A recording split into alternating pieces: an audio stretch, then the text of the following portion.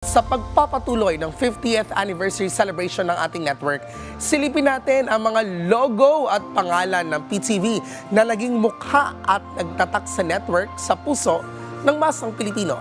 Panoorin po natin ito.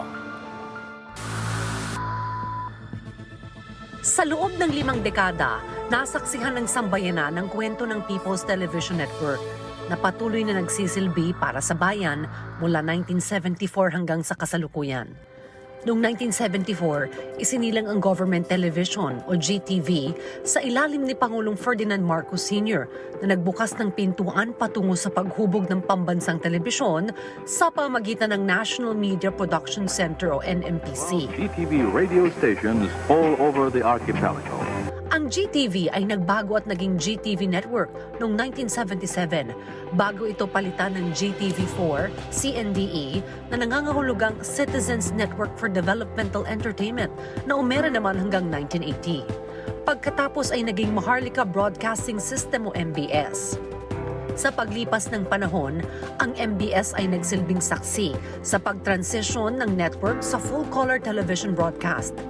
Sa kapanahunan ng People Power Revolution noong 1986, naputol ang pag-usbong ng MBS. At sa pangunguna ni Orly Punzalan, binuhay ito at tinawag na New TV4 na naghudyat ng simula ng bagong paglilingkod para sa sambayanan. Channel 4 is on the air again to serve the people. Noong Abril 1986, isinilang ang People's Television o PTV.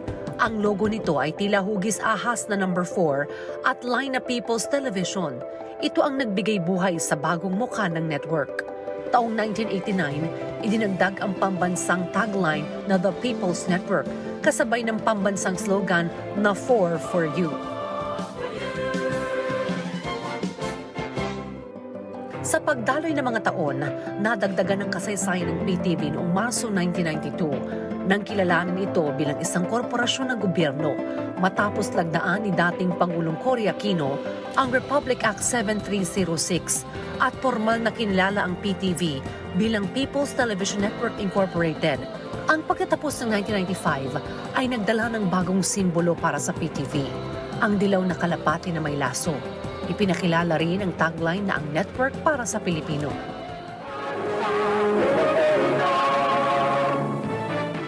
Sa sumunod na taong 1996, isang karangalan ang nakamtan ng network nung tinanggap nito ang Best TV Station ID sa PMPC Star Awards para sa telebisyon.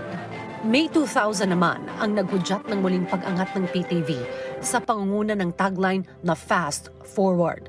Sa administrasyon ni dating Pangulong Gloria Macapagal Arroyo noong 2001, binago ang pangalan ng PTV at naging National Broadcasting Network o NBN, kalakip ang slogan na One People, One Nation, One Vision. Noong 2003, tinawag itong NBN World. Ang pangdaigdigang pagpapalawak na ito ay nagbigay daan para maging accessible ang channel sa ibang bahagi ng mundo, partikular na sa milyong-milyong Pilipino sa ibang bansa. Taong 2007 ay muli itong pinalitan ng pangalang NBN, Information Channel, at 2011 sa panahon ni Benigno Aquino III, bumalik ito sa pangalang People's Television o PTV. Sa panahon ng administrasyon ni dating Pangulong Rodrigo Duterte, pinalitan ang logo ng letrang P na naglalarawan ng isang nakaistilong telebisyon na may antena sa itaas na kulay ng mapusyaw na asul. Noong Hulyo 2016, ipinakilala ang slogan na Para sa Bayan. Hunyo taong 2017 naman inilunsad ang bagong logo ng network na naglalarawan ng mga sagisag ng watawat ng Pilipinas at nagbubukas ng panibagong yugto para sa PTV at ginagamit sa kasalukuyan. Sa loob ng 50 taon, nagbago man ng makailang beses ang pangalan ng network, ay nanatili ang People's Television sa pagsisilbi para sa bayan at nagpapatuloy tungo sa bagong Pilipinas. Para sa bayan!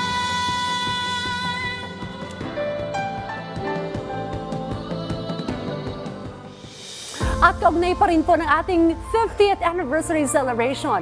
Malaki po ang papel ng mga naging empleyado ng network sa naging tagumpay ng PTV at sa 50 taong kasaysayan nito. Kaya naman ngayong umaga, makakausap po natin ang mga former PTV employees na sina Tita Grace Mendoza, sina Ma'am Elene Roque joining us via online. At syempre, the legendary Sir Ron de los Reyes, former PTV sports analyst. Welcome back po dito po sa Thank you. inyong unang naging tahanan sa PTV. And happy golden anniversary po sa atin. Good morning po. Unahin ko na po kayo, Sir Ron. Morning. Ano po ba yung inyong hashtag kwentong PTV, yung mga most memorable experience po ninyo nung kayo po ay nagtatrabaho pa po dito sa PTV, Sir Ron? Marami akong memories of PTV4, especially during the Olympics. Kasi nakaapat na Olympics ako Wow. From Seoul 1988 hanggang Sydney 2000. Plus the several Southeast Asian Games that I covered. And then yung aking TV show, Auto Review, nag-i-air din dito sa PTV. And kami ay magiging 30 years na on the air sa PTV. Ay, ito, may mga pictures pala ako nung mga dating coverage. This was in Seoul, Korea, when I covered the World Taekwondo Festival. And then ito naman sa Shanghai, China. Marami. Buti na may mga nakuha kayong mga pictures ko. At hindi po kayo tumatanda, Sir Ron, I must say. Ano lang ako Always looking young. Tawa lang ako ng tawa kahit ako lang mag-isa. Ako mahirap po yun pag mag-isa lang. Alright. Ma'am Elena, tell us about naman po ang inyong pong kwentong PTV joining us online. Actually, naiyak ako nung nakita ko yung previous, yung about yung ating PTV4 na naiyak ako. Bakit po? Ano po ang mga Anyway. naalala po ninyo? Oo, ang aming mandate as producers of TV4 is yung dapat ang mga shows namin are educational, informational, promoting the programs of the government. And sa kabutihang palad, one of my shows, which was Balagtasan at that time, won tatlo Patas Awards. Wow! Best cultural show, Best Cultural Show Director, but that was Rolly Grande, and Best Cultural Show Talents. So tatlo kaagad. Nung bata pa ako noon, that was I think that was my second show. Tapos basta ang aming instructions was dapat lahat ng shows may kapupulutan ng aral. Yun ang aming instructions pag nagko-conceptualize kami ng mga shows namin. Tapos, syempre, government station, konti lang ang konti lang ang budget. So, kailangan you have to be very creative. Opo. Yun. But in terms of And, quality, ano po? Nanalo rin ako ng CMMA, Catholic Mass Media Awards for the migrants. Kasi meron kaming BTR Cassette Project nung araw, which was a grant from JICA, Japan International Cooperation Agency. We were the first ones who used Betamax VTR recording system. Ayan ang objective ng project na yan, was to promote programs of the government like family planning, health and nutrition, infrastructure, ganun, promoting tourism, mahasta lahat ng mga programa ng gobyerno. And we produced one video documentary, The Migrants. It's all about overpopulation of Manila kasi lahat ng tao gusto pumunta sa Manila. So The Migrants, written by Marina Fleo Gonzalez, won the CMMA Award for Outstanding TV Documentary. And ang nag-award sa amin ang Pope Paul John II. So it was really a very, very important experience for me. Another CMMA award was Music for Children. It was a show for young children teaching music. So dalawang CMMA ko, tatlo ang patas ko. Wow! Congratulations for that po. That only means na talagang dekalidad po ang mga programa na napoproduce po sa PTV. Sa inyo naman po, Tita Grace, tell us your hashtag kwentong PTV. Actually, every day for me is really memorable nung nasa PTV kami. So, but the breakthrough was when we got our first telecast order from the ad agencies and clients. Kasi ang hirap makapenetrate ng PTV sa industriya ng advertising. So, and of course, as na-mention ni Ron kanina, we were able to hit the target of the first major project of PTV when we covered the Seoul Olympics.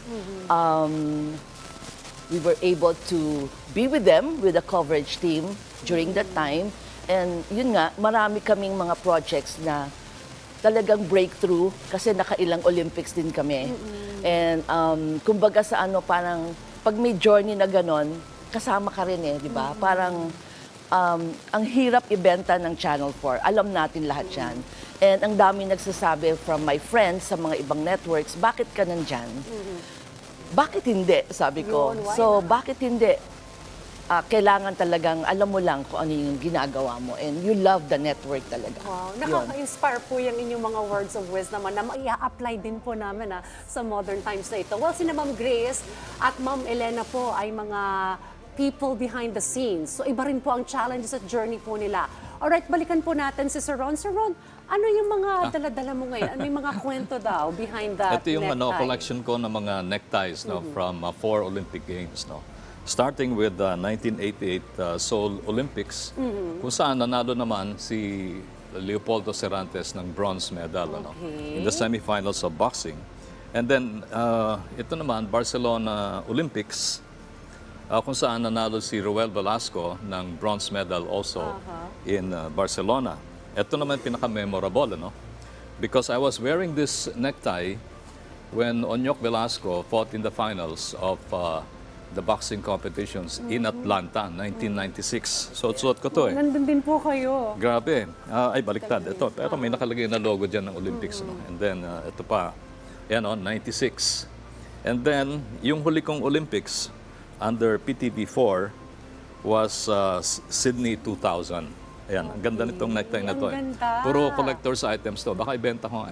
Mahal na yan ngayon, Sir Ron, ano? Pinakamatanda At saka rito. naalagaan ninyo, ha? Yeah, ang ganda pa rin. Talagang Kita with mo yung quality, quality, pa rin di ba? yung mga neckties. Oo. Ang ganda. Collector's item na nga po ito. Dapat meron tayong PTV Museum. Pwede ko Ilalagay natin yan, Oo. Sir Ron. Ang dami. Okay. Sir, kayo rin po ay nakasaksi sa Centennial Park bombing. Kasama po si Sir Bill Velasco noong taon din pong 1996. Ano po ang kwento po sa likod nito, Sir? That's true. Because it was almost midnight and we were invited by a beer company. Pwede ko bang banggitin yung pangalan, Budweiser. It was in a tent, malapit lang sa broadcast center. So, pauwi na kami ni Bill. Sabi namin, daan tayo dun sa, sa media party of that beer company. And when we arrived, konti na lang yung mga tao. And binigyan kami ng beer. So, we had one beer. And then sabi ng waiter, "Sir, we will close in about 10 minutes. So, order pa kami ng isa. Okay. Nagpunta na kami sa may malapit sa exit. And then, hindi pa namin naubos yung beer. May sumabog. Okay. Sumabog yung it was only about 40 meters away from the tent, And mabuti na lang, hindi pa namin naubos yung beer. Otherwise, we would have walked in the Olympic Park. Kasi marami doon mga activities kahit na medyo gabi na. At sabi nga namin, we were saved by the beer. Yeah. Hindi Thanks bala. for that beer, Okay. But we were saved by the Almighty. Yeah, Talagang, of course. All right, balikan swerte naman kami. natin si Ma'am Elena. Ma'am Elena, paano po ba yung day-to-day life bilang isang producer sa isang government network nung inyo pong panahon? At ano pa po mga programa na naiproduce ninyo na talagang tumatak po sa inyong puso? Ay, nako, marami yan. May oras ba tayo? Ano po yung Yung gist una po kong show nito, was ma'am? yun, and it was a children's show na aired Mondays to Fridays. Every day, different format. Every day, different producer. So mine was on a Friday and subtitled Tumbang Preso. And the stars there were Don Nacar, Roderick Paulate, Myla Gomila, and Grace. I forgot her family name. Ang director ko was Mario de los Reyes and Jake Tordesillas was my writer. And I used PETA actors kasi magagaling sila. Si Angie Ferro, Johnny Delgado, Soxy Topacion. So I can fairly say that they started their TV careers in my show. Tapos, we also, marami akong shows eh. But isang maganda was Angkor. Angkor, kasi we were promoting, through the VTR project, we were promoting the CCP, the Convention Center, para maging international venue ng mga events, no? So, through the CCP naman, we were covering the performances of talagang international artists like Makarova, Pavarotti, Bolshoi Ballet. So lahat yan na pumunta sa atin and we were covering it and we were bringing it to the people who cannot go to the CCP. And siyempre, I worked with a lot of top-notch directors like Pitos Villarreal, Heidi Season, Peque Galiaga for the International Film Festival, sino pa ba? Marami sila eh. Hindi ko na maano ko yung mga iba.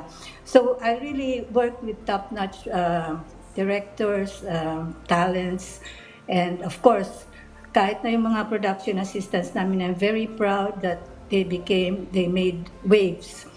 After naging very successful din sila, they became top-notch producers. They even formed their own companies. Magagaling din sila. So I'm very proud that I was able to, Gil Cortez was there, Leo Liao, yung mga yan. Ang gagaling talaga yung mga, natatawag mo ba kaming oldies but goodies. Oo nga, ma'am, alam mo, ang gandang balikan talaga ng mga kwento, ano. Kami pong mga, kumbaga, nasa younger generation ay natutuwang marinig po itong mga kwento po mula po sa inyo. Pero ito, puntahan natin, ano. Yes, ma'am, go ahead po. Nag-start sa atin yung mga talagang magagaling na si Ariel Oreta, si Chara Santos, she hosted Musika ng Lahi. Wow! Tapos, ang dami nila na nag-start sa Channel 4. Opo. Tapos si Nova Villa, Villine Pomoceno. Wow, okay. I was also the executive producer for Children's Hour, which was produced by John Kitley, and it was hosted by Lea Salonga. Wow, grabe, ano? Talagang, Nakaka-proud yung mga sasabihin nating mga galing din, ano, sa PTV. Well, thank you for sharing that, Ma'am. Ito naman, balikan natin si Tita Grace. Bilang sales representative po ng PTV, paano po ninyo ilalarawan yung buhay bilang empleyado po ng PTV nung inyo pong panahon, Tita Grace? Okay.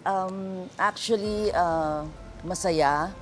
Maraming challenges and sobrang ang daming adventures.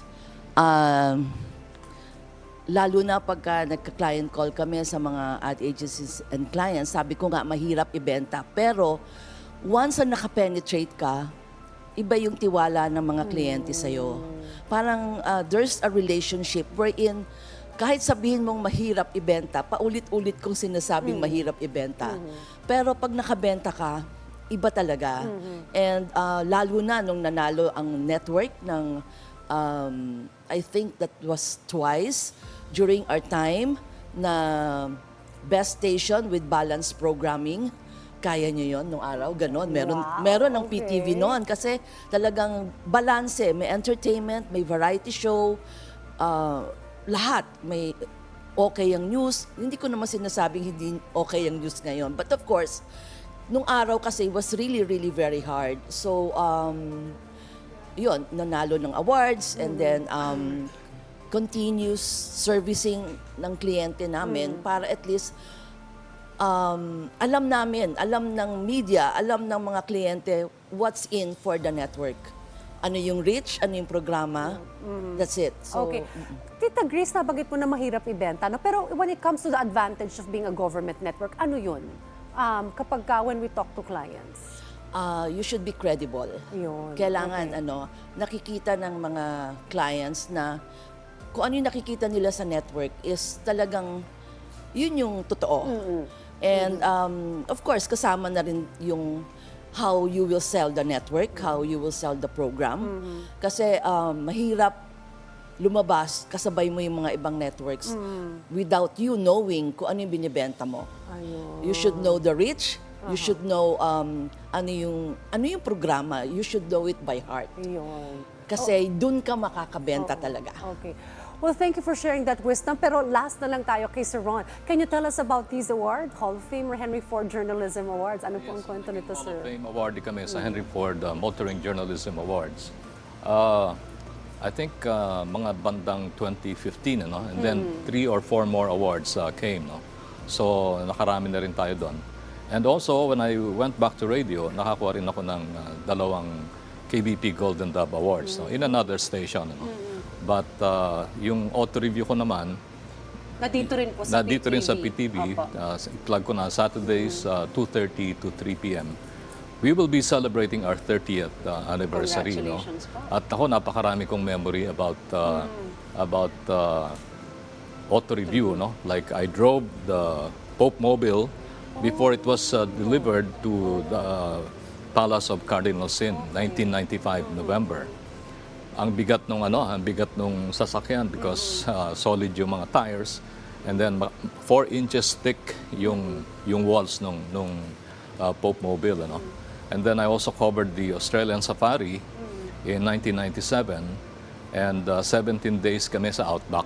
Nagka-camping lang kami doon. And then we drove from one campsite to another for 15 to 17 days, no. Okay. And then I also went to Pyongyang in North Korea to cover boxing. Nag-second overall tayo. Ito pala, si Manny Pacquiao nandiyan sa picture ngayon. I covered him in General Santos City when he fought against the Australian champion. Natapos kaagad yung laban, knockout in 3 rounds. Wow, okay. Ito naman, World Taekwondo Festival, my wife and I, si Aurora, we went to Seoul because our son was competing in Taekwondo. And ang daming memories. Sabi ko nga, talagang very exciting ang world of sports, no? Talagang no world can match the exciting world of sports. Yeah, alright. I agree, Sir Ron. Well, thank you so much po sa inyong mga #kwentong PTV.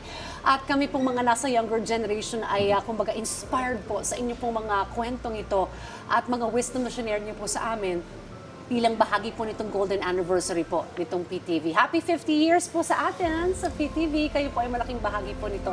At thank you po for visiting us dito po sa Rise and Shine Pilipinas, Sir Ron de los Reyes, si Tita Grace Mendoza, and Tita Elene Roque. Thank you po, Sir. Pwede ko mabati. Sige po. Babatiin ko lang si Ma'am Grace, ano, kasi tagal namin nakasama sa PTV at talaga siya yung nagtrabaho ng gusto para makakuha ng mga sponsors, no, for our sports coverages. And then kagabi, I was at a motoring event. Nagpapabati sila sa akin, no? Andy Sibilia, James Tagle, Monchonares, and Stephanie ng C Magazine. Thank you very much, Diane, for hosting us here. Salamat din It's po good to sa be inyong back pong at PTV. presence. Thank you po.